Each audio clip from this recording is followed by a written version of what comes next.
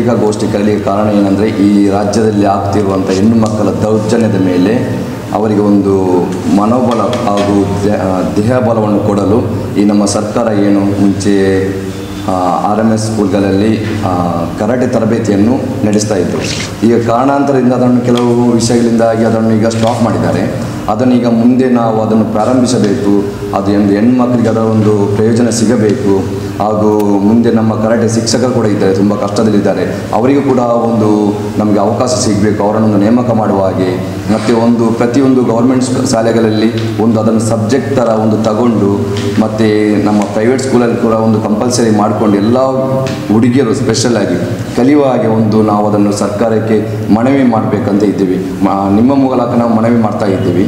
ಇದನ್ನು ಎಲ್ಲರಿಗೂ ತಲುಪಿಸಬೇಕಾಗಿರುವಂಥದ್ದು ನೀವು ಮಾಧ್ಯಮದ ಮುಖಾಂತರ ನೀವು ತಲುಪಿಸಬೇಕಂತೇಳಿ ನಿಮ್ಮಲ್ಲಿ ಕೇಳ್ತಾ ಇದ್ದೀನಿ ಸರ್.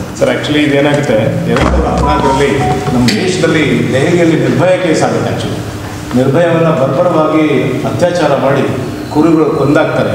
ತದನಂತರದಲ್ಲಿ ನಾವು ಇಡೀ ರಾಷ್ಟ್ರದ ಮಟ್ಟದಲ್ಲಿ ನಮ್ಮ ಕರಾಟೆ ಆರ್ಗನೈಸೇಷನ್ಗಳೇನಿದ್ದಾವೆ, ಆಯಾ ರಾಜ್ಯದ ಕರಾಟೆ ಆರ್ಗನೈಸೇಷನ್ಗಳು ನಾವು ಒಮ್ಮತದಲ್ಲಿ ಮಾನ್ಯ ಪ್ರಧಾನಮಂತ್ರಿಗಳಿಗೆ ಮತ್ತು ರಾಷ್ಟ್ರಪತಿಗಳಿಗೆ ಪತ್ರಗಳನ್ನು ಬರಿತೀವಿ. ಸಂಬಂಧಪಟ್ಟ ರಾಜ್ಯದ ಮುಖ್ಯಮಂತ್ರಿಗಳಿಗೆ ಪತ್ರ ಬರಿತೀವಿ. ನಮಗೊಂದು ಅವಕಾಶ ಮಾಡಿಕೊಡಿ, ಕರಾಟೆ ತರಬೇತಿದಾರರು ನಾವು ಹೋಬಳಿ ಮಟ್ಟದಲ್ಲಿದ್ದೇವೆ, ನಮಗೊಂದು ಅವಕಾಶ ಮಾಡಿಕೊಡಿ, ನಾವು ಕರಾಟೆ ತರಬೇತಿಯನ್ನು ಸರ್ಕಾರಿ ಶಾಲೆಗಳು ಮತ್ತು ಖಾಸಗಿ ಶಾಲೆಗಳಲ್ಲಿ, ಕಾಲೇಜುಗಳಲ್ಲಿ ನಾವು ತರಬೇತಿಯನ್ನು ನೋಡ್ತೀವಿ. ಅಟ್ಲೀಸ್ಟ್ ಆ ಮಕ್ಕಳಿಗೆ ಒಂದು ಆತ್ಮಸ್ಥೈರ್ಯ ತುಂಬಲು ಒಂದು ಅನುಕೂಲ ಆಗ್ತದೆ ಅಂತ ನಿಟ್ಟಿನಲ್ಲಿ ಮತ್ತು ದೈಹಿಕ ಸಾಮರ್ಥ್ಯವಾಗಿ ಅವರು ಕೂಡ ಸದೃಢರಾಗ್ತಾರೆ ಅನ್ನೋ ನಿಟ್ಟಿನಲ್ಲಿ ನಾವು ಮಾಡಿದಾಗ 2015ರಲ್ಲಿ RMS ಸ್ಕೀಮ್ ಅಂತ ಬರುತ್ತೆ, ರಾಷ್ಟ್ರೀಯ ಮಾಧ್ಯಮ ಶಿಕ್ಷಣ ಅಭಿಯಾನ ಅಂತ ಬರುತ್ತದೆ. ಇಡೀ ರಾಷ್ಟ್ರ ಮಟ್ಟದಲ್ಲಿ ಬರುತ್ತೆ. ಯಾವ ರೀತಿ ನಮಗೆ ಕ್ರೀಡೆ ಮತ್ತು ಯೋಗ ಮತ್ತು ಸಂಗೀತ ಯಾವ ರೀತಿ ಆ್ಯಡ್ ಆಗುತ್ತೆ, ಚಿತ್ರಕಲೆ, ಅದು ಕೂಡ ಕರಾಟೆ ಒಂದು ಸಬ್ಜೆಕ್ಟ್ ಬರುತ್ತೆ. ಅದು ಕಡ್ಡಾಯವಾಗಿ ಮಾಡಬೇಕಂತ ಹೇಳಿ 2015ರಿಂದ ಸತತವಾಗಿ 2019ರವರೆಗೆ ಬರುತ್ತದೆ. ಇಡೀ ದೇಶದಲ್ಲಿ ಬರುತ್ತೆ. ಅದು ವಿಶೇಷವಾಗಿ ಪ್ರೌಢಶಾಲೆ ಹೆಣ್ಣುಮಕ್ಕಳಿಗೆ 8th, 9th, 10th ಮಕ್ಕಳಿಗೆ ಅದನ್ನು ಮಾಡ್ತಾರೆ. ಆಮೇಲೆ ಏನಾಗ್ತದೆ, ಅಲ್ಲಿಂದ ಕೊರೋನಾ ಬರುತ್ತೆ, ಮತ್ತೆ ಸ್ಟಾಪ್ ಮಾಡ್ತಾರೆ. ಮತ್ತು 2023ರಲ್ಲಿ ಲಾಸ್ಟ್ ಇಯರ್ ಅದು ಮತ್ತೆ ಪುನರ್ ಮಾಡುತ್ತೆ. ಬಟ್ ಈಗ 2024ರಲ್ಲಿ ಮತ್ತೆ ಅದನ್ನು ಸ್ಥಗಿತಗೊಳಿಸ್ತಾರೆ. ಮೊನ್ನೆ ತಾನೇ ರೀಸೆಂಟಾಗಿ ಸನ್ಮಾನ್ಯ ಮುಖ್ಯಮಂತ್ರಿ ಸಾಹೇಬರುಗಳು ಅವ್ರು ಏನು ಮಾಡ್ತಾರೆ, ಲೈಕ್ ನಮ್ಮ ಹತ್ರ ಅನುದಾನ ಇಲ್ಲ, ಈ ಒಂದು ತರಬೇತಿನ ನಿಲ್ಲಿಸ್ತೀವಿ ನಾವು ಅಂತ ಹೇಳ್ಬಿಟ್ಟು ಒಂದು ಸ್ಟೇಟ್ಮೆಂಟ್ ಕೊಡ್ತಾರೆ. ಅದನ್ನು ನಾವು ತೀವ್ರವಾಗಿ ಈಗಾಗಲೇ ಕೂಡ ಜಿಲ್ಲಾ ಮಟ್ಟದಲ್ಲಿ ನಾವು ರಾಜ್ಯದ ಎಲ್ಲ ಜಿಲ್ಲಾ ಮಟ್ಟದಲ್ಲಿ ಖಂಡಿಸ್ತೇವೆ. ಯಾಕಂದರೆ ಸುಮಾರು ವರ್ಷಗಳಿಂದ ನಾವು ಮಾಡ್ಕೋತಾ ಬಂದಿದ್ವಿ. ನಮ್ಮ ರಾಜ್ಯದಲ್ಲಿ ಬಡ ಕರಾಟೆ ತರಬೇತರು ಸಾಕಷ್ಟು ಜನ ಇರೋದ್ರಿಂದ ತಾವು ಕೂಡ ಒಂದು ಅನುದಾನ ತೆಗೆದುಕೊಟ್ರೆ ಈಗ ಮಕ್ಕಳಿಗೆ ತರಬೇತಿ ನೀಡುವ ಮೂಲಕ ಆ ಕರಾಟೆ ತರಬೇತಿದಾರರಿಗೂ ಕೂಡ ಒಂದು ಒಳ್ಳೆಯ ಅನುಕೂಲ ಆಗ್ತದೆ ಅವ್ರ ಜೀವನಕ್ಕೆ ಅಂತ ಹೇಳಿ ನಾವು ಈಗಾಗಲೇ ಕೂಡ ಮಾನ್ಯ ಮುಖ್ಯಮಂತ್ರಿಗಳಿಗೆ ಮತ್ತು ಸಮಾಜ ಕಲ್ಯಾಣ ಸಚಿವರಿಗೆ ಮತ್ತು ಶಿಕ್ಷಣ ಸಚಿವರಿಗೆ ಖುದ್ದು ವಿಧಾನಸೌಧಕ್ಕೆ ಹೋಗಿ ಮೀಟಾಗಿ ನಾವು ಮನವಿಯನ್ನು ಈಗಾಗಲೇ ಮಾಡಿ ಬಂದಿದ್ದೀವಿ.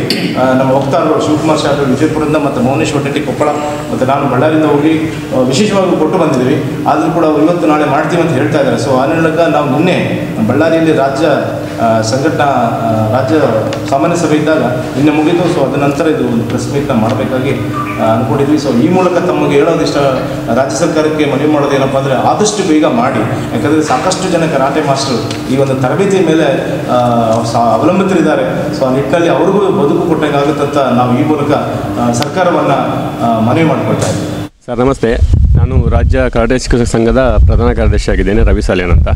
ಪ್ರಸ್ತುತ ಬಳ್ಳಾರಿ ಜಿಲ್ಲೆಯಲ್ಲಿ ಈ ಒಂದು ಪತ್ರಿಕಾಗೋಷ್ಠಿಯನ್ನು ಈಗಾಗಲೇ ನಾವು ನಡೆಸಿಕೊಟ್ಟಿದ್ದೇವೆ. ಯಾಕೆಂದರೆ ಹೆಣ್ಮಕ್ಕಳ ಮೇಲೆ ಆಗುವಂಥ ದೌರ್ಜನ್ಯ, ಹಾಗೆ ಆ ದೌರ್ಜನ್ಯ ತಡೆಗಟ್ಟಲು ನಮ್ಮ ಕರಾಟೆ ಶಿಕ್ಷಕರು, ಕೇವಲ ನಮ್ಮ ಸಂಘ ಅಲ್ಲ, ರಾಜ್ಯದಲ್ಲಿರುವಂಥ ಎಲ್ಲ ಕರಾಟೆ ಶಿಕ್ಷಕರಿಗೆ ಕೂಡ ಒಂದು ಎಲ್ಲ ಸರ್ಕಾರಿ ಶಾಲೆಯಲ್ಲಿ ಒಂದು ಹುದ್ದೆ ಬೇಕು. ಯಾಕಂದರೆ ಆ ಹುದ್ದೆ ಪರ್ಮನೆಂಟ್ ಹುದ್ದೆ ಆದರೆ ಮಾತ್ರ ಆ ಹೆಣ್ಮಕ್ಕಳಿಗೆ ಒಂದು ನಿರಂತರವಾದ ಒಂದು ಕರಾಟೆ ತರಬೇತಿಯನ್ನು ಕಳಿಸ್ಬೋದು ಅನ್ನುವಂಥ ನಮ್ಮದೊಂದು ಉದ್ದೇಶ. ಆ ಉದ್ದೇಶಕ್ಕಾಗಿ ನಾವು ಈಗಾಗಲೇ ಮುಖ್ಯಮಂತ್ರಿಗಳನ್ನು ಭೇಟಿಯಾಗಿದ್ದೇವೆ. ಹಾಗೆಯೇ ಶಿಕ್ಷಣ ಮಂತ್ರಿಗಳಿಗೆ ಕೂಡ ನಮ್ಮ ಸಂಘಟನೆ ಮೂಲಕ ಭೇಟಿಯಾಗಿದ್ದಾರೆ ನಮ್ಮ ಸಂಘದ ಸದಸ್ಯರು. ಅದನ್ನು ನಾವು ಪರ್ಮನೆಂಟ್ ಆಗೋ ತನಕ ನಮ್ಮದು ಹೋರಾಟ ನಿರಂತರ ಆಗಿರುತ್ತದೆ.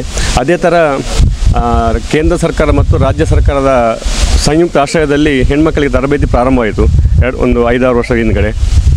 ತದನಂತರ ಆ ಒಂದು ಕಾರ್ಯಕ್ರಮ ಅರ್ಧದಲ್ಲಿ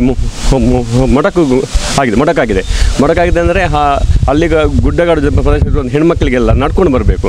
ಈಗ ಸಿಟಿಯಲ್ಲಿರುವ ಮಕ್ಕಳೆಲ್ಲ ಬಸ್ಸಲ್ಲಿ ಹೋಗ್ತಾರೆ, ಅವರಿಗೆ ಸೇಫ್ಟಿ ಇದೆ. ಈ ಗುಡ್ಡಗಾಡು ಬರೋ ಮಕ್ಕಳು ನಡ್ಕೊಂಡು ಹೋಗೋ ಪರಿಸ್ಥಿತಿಯಲ್ಲಿ ಅವರಿಗೆ ಅವರ ಆತ್ಮರಕ್ಷಣೆ ಮಾಡಿಕೊಳ್ಳುವಂಥ ಒಂದು ವ್ಯವಸ್ಥೆ ಬೇಕು.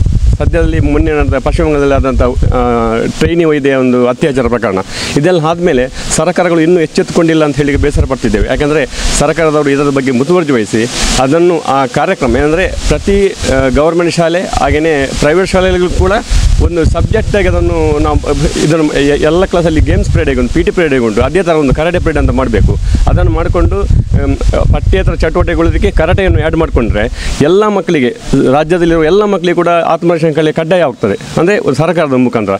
ಅದೇ ರೀತಿ ಕಳೆದ ಸರಿ ನಮ್ಮ ಹಿಂದುಳಿದ ವರ್ಗದ ಒಂದು ಸಮಾಜ ಕಲ್ಯಾಣ ಇಲಾಖೆ ಸಚಿವರು ಆದ ಕೋಟ ಶ್ರೀನಿವಾಸ ಪೂಜಾರಿ ಅವರು ಎಲ್ಲ ಹೆಣ್ಮಕ್ಕಳಿಗೆ ಮುಜರಾಯಿ ಇಲಾಖೆ ವತಿಯಿಂದ ಹೆಣ್ಮಕ್ಕಳಿಗೆ ತರಬೇತಿಯನ್ನು ಪ್ರಾರಂಭ ಮಾಡಿದರು. ಅದು ಎಲ್ಲ ಕಡೆ ಕೂಡ ಯಶಸ್ವಿ ಕೂಡ ಆಯಿತು. ತದನಂತರ ಈಗ ಸರ್ಕಾರ ಬದಲಾದ ಕಾರಣದಿಂದ ಆ ಒಂದು ಕಾರ್ಯಕ್ರಮ ನಿಂತು ಹೋಗಿದೆ. ದಯವಿಟ್ಟು ಆ ಒಂದು ಒಳ್ಳೆಯ ಕಾರ್ಯಕ್ರಮ ನಿಂತು ಹೋಗಬಾರ್ದು. ಆ ಕಾರ್ಯಕ್ರಮದಲ್ಲಿ ಎಲ್ಲ ಹೆಣ್ಮಕ್ಕಳಿಗೆ ಮತ್ತು ಬಡ ಹೆಣ್ಮಕ್ಕಳಿಗೆ, ಹಣವಂತರು ಸಿರುವಂಥವ್ರು ಹೇಗೆ ಹೋಗಿ ಔಷಧ ಮಾಡ್ತಾರೆ, ಈ ನಮ್ಮ ಸರ್ಕಾರಿ ಶಾಲೆ ಕಲಿಯುವಂಥ ಹೆಣ್ಮಕ್ಕಳಿಗೆ ಅದೊಂದು ಪ್ರಯೋಜನ ಸಿಕ್ಕಿದರೆ ಮಾತ್ರ ಅವರು ರಾಜ್ಯದಲ್ಲಿ ಒಂದು ಸದೃಢ ಮಹಿಳೆಯಾಗಿ ಅವರನ್ನು ಅವರು ರಕ್ಷಣೆ ಮಾಡುವ ಮುಖಾಂತರ ತಮ್ಮ ಕುಟುಂಬವನ್ನು, ನಮ್ಮ ಸ್ನೇಹಿತರನ್ನು ರಕ್ಷಣೆ ಮಾಡಿಕೊಳ್ಳುವ ಒಂದು ಅವಕಾಶ ಅವರಿಗೆ ಸಿಗುತ್ತೆ ಅಂತ ಹೇಳುತ್ತಾ ಈ ಒಂದು ಕಾರ್ಯಕ್ರಮವನ್ನು ನಮ್ಮ ಮಾನ್ಯ ಮುಖ್ಯಮಂತ್ರಿಗಳು ಪ್ರಾರಂಭ ಮಾಡಿದರು. ಇಂದಿನ ಸರ್ಕಾರ ಇರುವಾಗ ನಮ್ಮ ಸಿದ್ದರಾಮಯ್ಯ ಅವರು, ಅವರ ಮುಖಾಂತರ ಪುನಃ ಇನ್ನೊಮ್ಮೆ ಪ್ರಾರಂಭ ಆಗಲಿ ಅಂತ ನಮ್ಮ ರಾಜ್ಯ ಕರಾಟೆ ಶಿಕ್ಷಕ ಸಂಘದ ಒಂದು ಆಶಯ. ನಮ್ಮ ಏನು ಬೇಡಿಕೆ ಉಂಟು ಅದಕ್ಕೆ ಸೂಕ್ತವಾದ ಪ್ರತಿಫಲ ಸಿಗುತ್ತೆ ಎನ್ನುವ ಭಾವನೆ ನಮಗಿದೆ. ವಂದನೆಗಳು. ನನ್ನ ಹೆಸರು ಕಟ್ಟೇಸ್ವಾಮಿ ಅಂತ, ರಾಜ್ಯ ಶಿಕ್ಷಕರ ಸಂಘದ ಸಂಘಟನಾ ಕಾರ್ಯದರ್ಶಿ ಹಾಗೂ ಬಳ್ಳಾರಿಯ ಹಿರಿಯ ಕರಾಟೆ ತರಬೇತುದಾರ. ಈಗಾಗಲೇ ಕೂಡ 2-3 ಬಾರಿ ಈಗಾಗಲೇ ಮಾನ್ಯ ಮುಖ್ಯಮಂತ್ರಿಗಳಿಗೆ, ಮಾನ್ಯ ಶಿಕ್ಷಣ ಸಚಿವರಿಗೆ ಮತ್ತು ಸಮಾಜ ಕಲ್ಯಾಣ ಸಚಿವರಿಗೆ ಈಗಾಗಲೇ ಕೂಡ ಮನವಿ ಮಾಡಲಾಗಿದೆ. ರಾಜ್ಯ ಶಿಕ್ಷಕರ ಸಂಘದ ವತಿಯಿಂದ ಕರಾಟೆಯನ್ನು ಕಡ್ಡಾಯವಾಗಿ ನೀವು ಪ್ರಾರಂಭ ಮಾಡಿ. ಯಾಕಂದರೆ ಈ ರಾಜ್ಯದ, ಈ ದೇಶದ ಹೆಣ್ಣು ಮಕ್ಕಳ ವಿದ್ಯಾರ್ಥಿನಿಯರ ಒಂದು ಭದ್ರತೆ ಅದು ಸರ್ಕಾರದ ಹೊಣೆ. ಸೊ ದಯವಿಟ್ಟು ನಾವು ನಮ್ಮ ಕರಾಟೆ ಶಿಕ್ಷಕರ ಸಂಘದಿಂದ ಮನವಿ ಮಾಡೋದೇನಪ್ಪ ಅಂದರೆ, ದಯವಿಟ್ಟು ಹೆಣ್ಣು ಮಕ್ಕಳನ್ನು ನೋಡಿ, ವಿದ್ಯಾರ್ಥಿಗಳನ್ನು ನೋಡಿ, ಇವತ್ತು ಆಗ್ತಾ ಇರುವಂಥ ಅತ್ಯಾಚಾರಿಗಳು ಹಾಗೂ ಏನು ಅಹಿತಕರ ಘಟನೆ ತಡೆಯುವುದಕ್ಕೆ ಒಂದು ಕರಾಟೆ ಅತ್ಯುತ್ತಮ ಆಯುಧ ಹೆಣ್ಣು ಮಕ್ಕಳಿಗೆ ಅಂತ ಹೇಳೋಕ್ಕೆ ನಾನು ಇಷ್ಟಪಡ್ತೀನಿ ಸರ್. ಬಳ್ಳಾರಿಯ ನಿರಂತರ ಸುದ್ದಿಗಾಗಿ ಬಳ್ಳಾರಿ ಬೆಳಗಾಯಿತು ಚಾನೆಲ್ನ ಸಬ್ಸ್ಕ್ರೈಬ್ ಮಾಡಿ ಹಾಗೂ ಬೆಲ್ ಐಕಾನ್ ಒತ್ತಿ.